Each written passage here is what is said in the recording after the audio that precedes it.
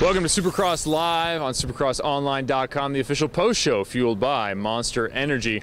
Round 9 here in St. Louis. Kevin Barnett, Jim Holley, been here all day. The racing just concluded. Start with the Supercross Lights East Regional class and Justin Barcia. It's all about the threes. Yeah, I don't know if anybody's going to stop this guy. I mean, he went out tonight and he made it look easy. I mean, this is probably one of the easiest wins of the 3 that he had. He goes out, wins his heat race, got a great start in that, set fast time, and then comes out in that main event, collects $1,000 from Nuclear Cowboys and just checks out. I mean, at one point, I think he had an 8-second lead there. And, you know, can he keep it rolling? I mean, that's the thing. I mean, you know, maybe he's starting to think, maybe I can win all these. I don't know. What could stop Barcia, do you think? Anybody out there in particular, or one thing he's going to lose it? What is it that can go wrong for Barcia that can stop this consecutive roll he's been on? Well, one thing would be a mechanical. I mean, you know, he could have a mechanical. You know, he could, you know, have problems going into that first turn, driving it in, trying to get the whole shot and lose the front end and wash it out, and then, you know, go to pick up the bike and maybe his clutch lever broke or something. It's going to be hard for him to get rebound after that. But no,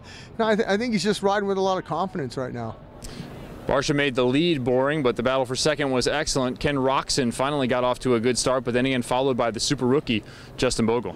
Yeah, Bogle, you know, pressured Roxon the whole time. And I talked to Kenny after the main event, and I asked him when he said, I was a little sick this week. I just didn't feel that I was pushing him, but I had something for Bogle. I could hold him off, but unfortunately Bogle was pushing that last lap, and Bogle went down and threw away a podium and ended up getting 5th. But on the other hand, a guy like, you know, Blake Wharton, he said, hey, thanks a lot for the gift, man. Wharton finds himself up on that podium, finishing 3rd after a couple fourths to start the season. Yeah, getting back to Bogle, is that one of those mistakes that rookies make because they're just hungry for every single position and not really thinking about the fact they have a podium secured?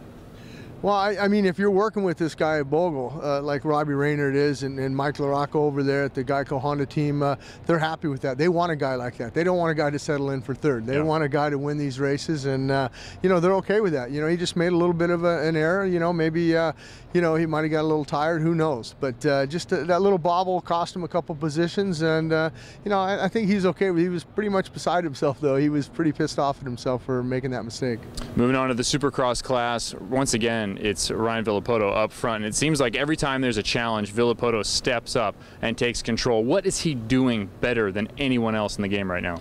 Well, I think he just knows, you know, his bike and the team. You know, they've won that championship last year, and they're not making too many changes. I mean, we've talked to him in the past, and he's running the same tire. You know, he likes to make things consistent. He doesn't like making a lot of changes on the bike. You know, a lot of the other guys, they go back and they test before the next round, and the bike changes each and every weekend, where I think consistency is paying off for Ryan Villopoto. But he didn't get that whole shot. He wasn't leading it, you know, into that first turn. That was Millsaps. Millsaps collects that $1,500 from Nuclear Cowboys, and he rode well tonight, Millsaps, but just a lot of guys got him, and he finished outside that top 5, though. You mentioned the word consistency, and that has to be Ryan Dungey on that KTM, once again coming in second, rode what looked like a very patient race, and then at the end started to reel Villopoto just a little bit.